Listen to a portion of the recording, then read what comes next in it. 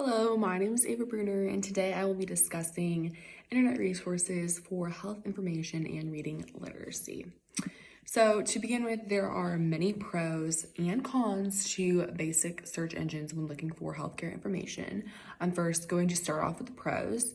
So the internet provides an encyclopedia on everyone's computers. It is so much easier to look up something on the internet and get an answer in seconds versus trying to find specific documents that might be located all across the world. For example, for me, I definitely take the internet for granted. That's all I've kind of really ever known ever since I've gotten older.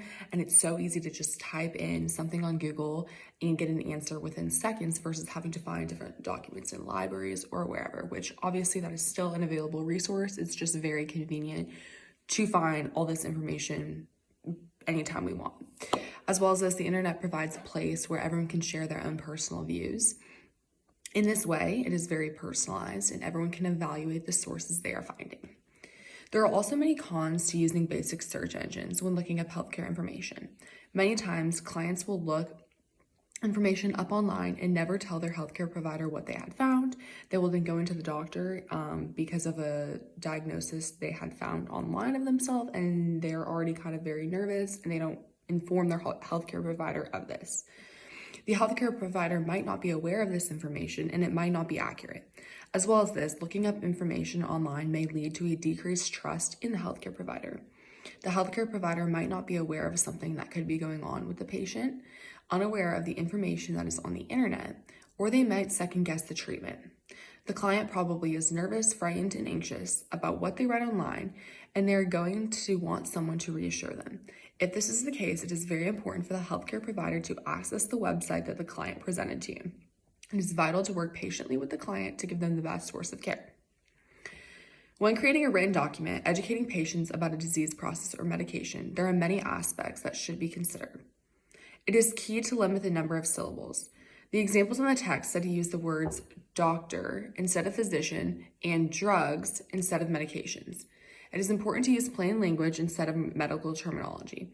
This will help clients overall understand the document better. You should use bullet points to highlight critical points. You should also use graphics with captions to reinforce the meaning of words.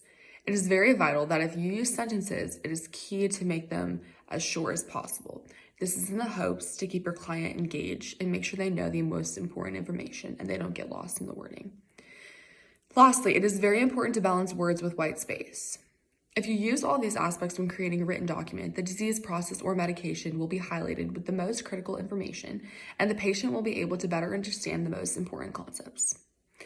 Lastly, I found a website that I believe is a good and reputable source for information on a disease process. I will have posted the link in my discussion, but I used medlineplus.gov. I think this website is a good and reputable source because it says on the website that this is the world's largest medical library, which is part of the National Institutes of Health. On this website, you can find information about different health topics, drugs and supplements, medical encyclopedias, medical tests, genetics, and healthy recipes. For my disease process, I searched up lung cancer and it gave me great reliable information. It also ends in .gov, which I do know is a reputable and credible source. Thank you.